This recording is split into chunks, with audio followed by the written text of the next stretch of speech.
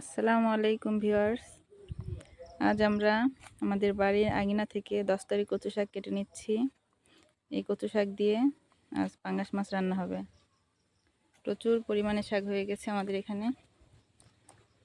এই বৃষ্টির সিজনটাতে শাকগুলো এতটা পরিমাণে হয় এখানে। এই 10 তারিখ কচু শাক দিয়ে পাঙ্গাস মাছ রান্না করলে এতটা মজা হয়, সেই রেসিপিটা আপনাদের করে দেখাবো।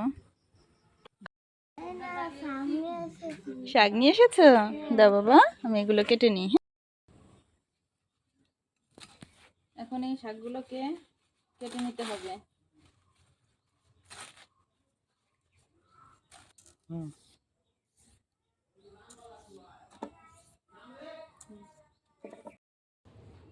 শাকগুলোকে ভালো করে ধুয়ে নিয়েছি। এখন রান্না শুরু করব। এজন্য চুলায় একটা কড়াই বসিয়ে দিয়েছি। কড়াইটা গরম হয়ে গিয়েছে। এখন এর মধ্যে দিয়ে দিব সয়াবিন তেল।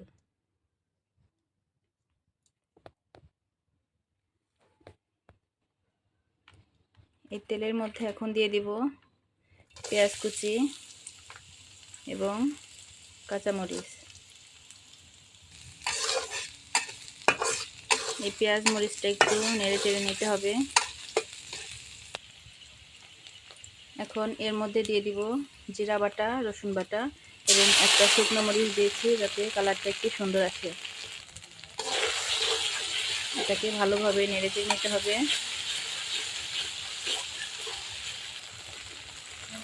এখন এর মধ্যে দিয়ে দিব স্বাদ মতো লবণ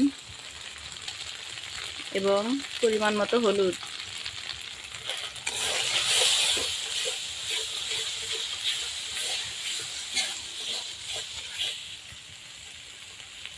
এই মশলার মধ্যে এখন আমি মাছ দিয়ে দেব।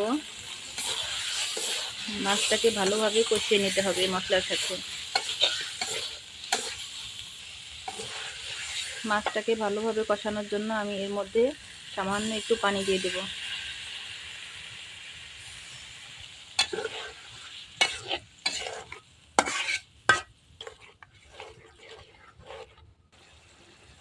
পানিতে বলক চলে আসছে। এখন এর মধ্যে আমি শাকটা দিয়ে দেব।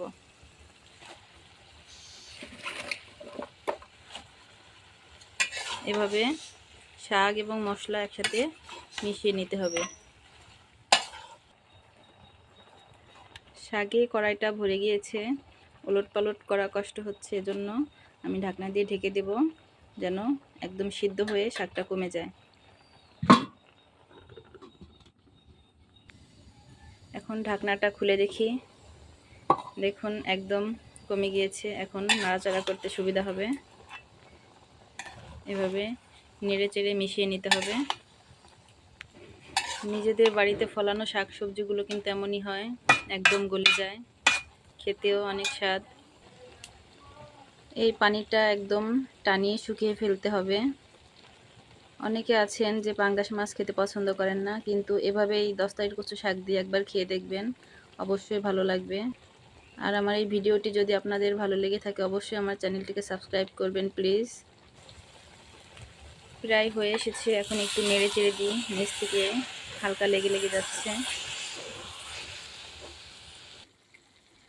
নিচ থেকে লেগে যাচ্ছে এবং সুস্বাদু ঘ্রাণ বের হচ্ছে। এখন আমি নামিয়ে নেব। সবাই ভালো থাকবেন, সুস্থ থাকবেন। আল্লাহ হাফেজ।